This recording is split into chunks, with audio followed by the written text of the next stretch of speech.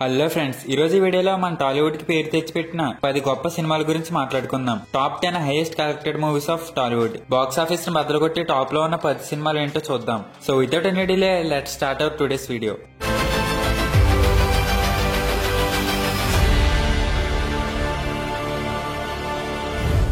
Number 10 రంగస్థలం. Actual గా సుకుమార్ గారు ఎంత జీనియస్ డైరెక్టరో మనందరికీ తెలిసిందే. ఆయన ఫ్లాప్ మూవీకి కూడా ఒక స్పెషాలిటీ ఉంటుంది.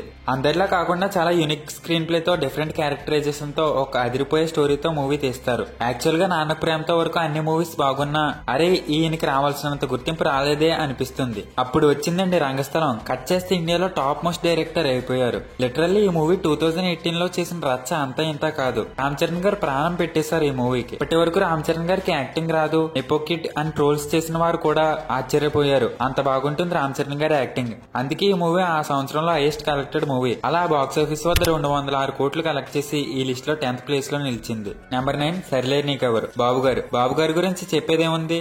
ఆ అందానికి, ఆ పేస్ కార్డుకు మనం ఇచ్చే వాల్యూ ఎంత అండి? అది అంటే ఆ స్మార్ట్ ఎవరికి లేదు.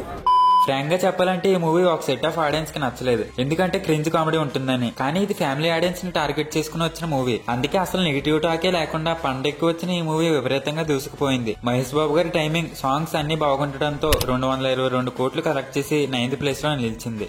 నెంబర్ 8 వాల్తేరు వీరయ్య. ఇది కూడా పండక్కి వచ్చింది. యాక్చువల్ గా పండక్కి వచ్చిన సినిమాలు మామూలు టైం కన్నా బాగా ఆడతాయి. ఒకవేళ పండగకి వచ్చిన సినిమాకి కానీ పాజిటివ్ టాక్ వస్తే ఇంకా ఆ సినిమాకి వసూళ్ల వర్షం కురుస్తుంది. అందరూ ఎగబడి చూస్తారు. దానికి ఈ మూవీనే ఒక ఎగ్జాంపుల్. బాస్ మూవీ అందులోనే ఎటువంటి రీమేక్ కాదు, ఒరిజినల్ స్టోరీయే. రవితేజ గారు కూడా ఉన్నారు. రొటీన్ స్టోరీ అయినా ఎగ్జిక్యూషన్ బాగుండటంతో, దానికి తోడు బాస్ టైమింగ్ కూడా సినిమాలో బాగుండటంతో సినిమా బ్లాక్ బస్టర్ అయ్యింది. 223 కోట్లు కలెక్ట్ చేసి ఈ లిస్ట్ లో 8th ప్లేస్ లో నిలిచింది. నెంబర్ 7 సైరా నరసింహారెడ్డి. ఈ సినిమా రిలీజ్ రోజు నుంచే మిక్స్డ్ టాక్ తెచ్చుకుంది. ఓవరాల్ గా గుడ్ మూవీ అయినా కొంతమందికి నచ్చింది, కొంతమందికి నచ్చలేదు. సినిమాలో ల్యాగ్ ఎక్కువ ఉండడం వల్ల కూడా నచ్చకపోవడం జరిగింది. సో అలా మల్టిపుల్ రీజన్స్ వల్ల ఈ సినిమా యావరేజ్ గా మిగిలిపోయింది. 200 కోట్లు బడ్జెట్ పెట్టి తీసిన ఈ మూవీ బాక్స్ ఆఫీస్ వద్ద 243 కోట్లు మాత్రమే కలెక్ట్ చేసింది. కలెక్షన్స్ పరంగా టాలీవుడ్ లో టాప్ 7 గా ఉన్న మూవీ పరంగా యావరేజ్ గా మిగిలిపోయింది. నెంబర్ 6 అలా వైకుంఠపురంలో. ఇందాక చెప్పుకున్న సరిలేరు నీకెవరకు పోటీగా అదే పండక్కి వచ్చింది ఈ మూవీ. త్రివిక్రమ్ గారు, అల్లు అర్జున్ గారి కాంబోలో వస్తున్న 3వ మూవీ ఇది. ఫ్యాన్స్ అందరూ ఫిక్స్ అయిపోయారు ఖచ్చితంగా హ్యాట్రిక్ కొడతారని. కానీ ఫ్యాన్స్ ఊహించిన దానికంటే ఎక్కువగా non BB all time industry hit అయ్యింది. ఈ మూవీ సాంగ్స్ వల్ల నెక్స్ట్ లెవెల్ కి వెళ్ళిందనే చెప్పొచ్చు. అల్లు అర్జున్ గారి టైమింగ్, త్రివిక్రమ్ గారి డైరెక్షన్, తమన్ సాంగ్స్ అన్ని కలిసి పండక్కి ఈ సినిమాని బ్లాక్ బస్టర్ అయ్యేలా చేశాయి. సో ఓవరాల్ గా 264 కోట్ల రూపాయలు కలెక్ట్ చేసి 6th ప్లేస్ లో నిలిచింది. నెంబర్ 5 పుష్ప.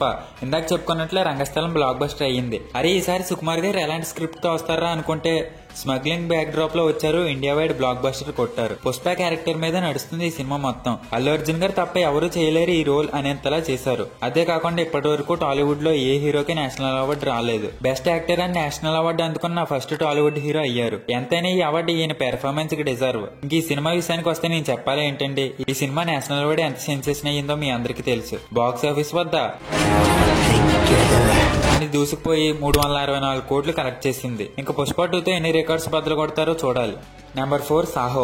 యాక్చువల్ గా అన్ని కుదురుంటే 1000 కోట్లు కొట్టే సినిమా ఇది. బాహుబలి 2 తర్వాత ప్రభాస్ గారికి ఓవరాల్ ఇండియా వైడ్ వచ్చిన ఇమేజ్ అంతా ఇంత కాదు. కానీ ఈ మూవీలో ఫ్లాస్ ఉండడం వల్ల చాలా మంది ఆడియన్స్ కి అర్థమే కాలేదు. కానీ డైరెక్టర్ సుజిత్ సెకండ్ సినిమా అయినా కానీ యాక్షన్ సీన్స్ ని, అంత పెద్ద స్టార్ క్యాస్ట్ ని మేనేజ్ చేసిన విధానానికి హ్యాట్స్ ఆఫ్. సినిమాలో చాలా డెప్త్ ఉంది కానీ చాలా మంది ఆడియన్స్ కి ఎక్కలేదు. అయినా కానీ నార్త్ లో ఈ మూవీని ఎగబడి చూసారు. మన సౌత్ వాళ్ళకి నచ్చలేదు కానీ నార్త్ వాళ్ళకి విపరీతంగా నచ్చింది. అలా మొత్తం మీద ఫ్లాప్ టాక్ వచ్చినా సరే ప్రభాస్ గారికి ఉన్న ఇమేజ్ వల్ల బాక్స్ ఆఫీస్ వద్ద 417 కోట్లు కలెక్ట్ చేసింది. నెంబర్ 3 బాహుబలి 1. ఈ movie once in a life time movie అండి. నిజంగా రాజమౌళి గారి గురించి ఏమని చెప్పాలి, ఎంతని చెప్పాలి. ఆయనకు ఉన్నంత పెర్ఫెక్షన్, నాలెడ్జ్, క్లారిటీ, స్కిల్ ఎవరికీ లేదు. అందుకే టాలీవుడ్ లోనే కాదు ఇండియాలోనే నెంబర్ 1 డైరెక్టర్ ఈయన. ఇంకా ఈయన గురించి ఎంతో చెప్పొచ్చు. అసలు ఈయన ఒక సీరియల్ ని డైరెక్ట్ చేసే స్థాయి నుంచి ఈ స్థాయికి ఎలా ఎదిగారు, ఈయనకి ఇంత నాలెడ్జ్ ఎలా వచ్చింది, ఈయన సక్సెస్ సీక్రెట్స్ ఏంటి అన్న విషయాలు సెపరేట్ గా ఒక వీడియో చేశాను. అది ఇక్కడ లేదా డిస్క్రిప్షన్ లో లేదా నా ఛానల్లో ఇలా ఎక్కడ పడితే అక్కడే ఉంటుంది, చూసేయండి. సో ఇంకా టాపిక్ లోకి వెళ్ళిపోతే ఈ మూవీ ఒక మాస్టర్ పీస్ అంతే. లిటరల్ గా ప్రతి షాట్ ని ఎంతో కేర్ తీసుకుని చెక్కితే వచ్చేదే ఈ అవుట్పుట్. అందుకే ఈ రేంజ్ లో ఉంటుంది. అందుకే అప్పటి వరకు తెలుగులో ఎవరు చూడని కలెక్షన్స్ కలెక్ట్ చేసింది. అదే 600 కోట్లు.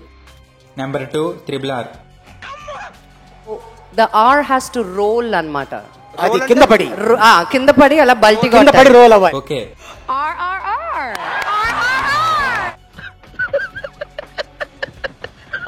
ఓకే ఈ మూవీలో యాక్షన్ సీన్స్ అయితే ప్రతి సీను ప్రతి షాట్ మైండ్ పోతుంది లోపల.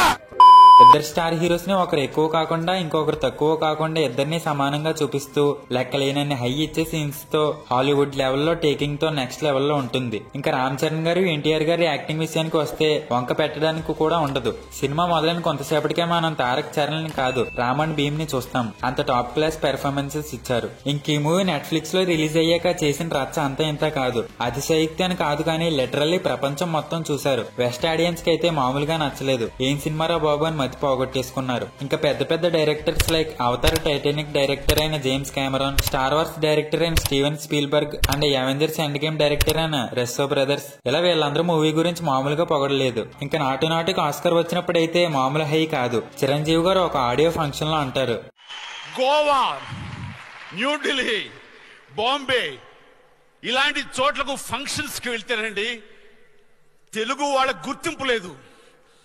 గోవా ఫిల్మ్ ఫెస్టివల్కి వెళ్ళి నాకు మహానటుడు రామారావు గారి బొమ్మ లేదు, అక్కడ నాగేశ్వర గారి బొమ్మ లేదు. మా మాట సరే ఇది మన గుర్తింపు. మనం బాంబే, ఢిల్లీ, గోవా దాకా కూడా వెళ్ళలేకపోయాం. కానీ రాజమౌళి గారి పుణ్యమాన్ని ఈ రోజు ఇండియా ఆడియన్స్ కాదు గ్లోబల్ ఆడియన్స్ మన వైపు తిరిగి మన సినిమాలు చూస్తున్నారు. సో ఈ బ్లాక్ బస్టర్ బాక్స్ ఆఫీస్ వద్ద 1230 కోట్లు కలెక్ట్ చేసి సెకండ్ ప్లేస్ లో నిలిచింది. నెంబర్ 1 బాహుబలి 2 పార్ట్ 1కే ఫ్యూజులు ఎగిరిపోయినాయి. ఈసారి అంతకంటే గ్రాండ్ స్కేల్లో వచ్చారు. ఆ బాహుబలి రోల్లో అయితే ప్రభాస్ గారిని తప్ప ఎవరిని ఊహించుకోలేం, అంత ఒదిగిపోయారు ఆ రోల్ కి. పార్ట్ 2 ఇంత సెన్సేషన్ అవ్వడానికి one of the main reason Kattappa బాహుబలిని ఎందుకు చంపాడు. ఈ క్వశ్చన్ ఆడియన్స్ ని థియేటర్స్ కి వచ్చేలా చేసింది. ఇంకా ఆ క్వశ్చన్ కి రాజమౌళి గారు ఇచ్చిన సమాధానం, ఆ క్యారెక్టర్స్ ని డీల్ చేసిన విధానం, ఆ విజువల్స్, ఆ డ్రామా, ఆ హై ఇచ్చే మూమెంట్స్ క్లాసిక్ అంతే. అందుకే ఇండియాలోనే హైయెస్ట్ కలెక్టెడ్ మూవీస్ లో టాప్ 2 గా నిలిచింది. ఆడియన్స్ కు యునానిమస్ గా నచ్చడంతో కలెక్షన్స్ సునామీ సృష్టించింది. ఈ మూవీ టోటల్ గా 1750 కోట్లు కలెక్ట్ చేసి ఈ లిస్ట్ లో నెంబర్ 1 ప్లేస్ లో నిలిచింది. సో ఇది ఫ్రెండ్స్ టాలీవుడ్ లో టాప్ 10 హైయెస్ట్ కలెక్టెడ్ మూవీస్. వీటిలో మీ ఫేవరెట్ మూవీ ఏంటో కమెంట్ చేయండి. వీడియో నచ్చితే లైక్ చేసి మీ ఫ్రెండ్స్ అండ్ ఫ్యామిలీకి షేర్ చేయండి. ఇలాంటి మరెన్నో ఇంట్రెస్టింగ్ వీడియోస్ కోసం నా ఛానల్ ని సబ్స్క్రైబ్ చేసుకుని బెల్ ఐకాన్ ఆన్ లో పెట్టుకోండి. నెక్స్ట్ వీడియోలో కలుద్దాం. అంతవరకు సైనింగ్ ఆఫ్. Bye bye.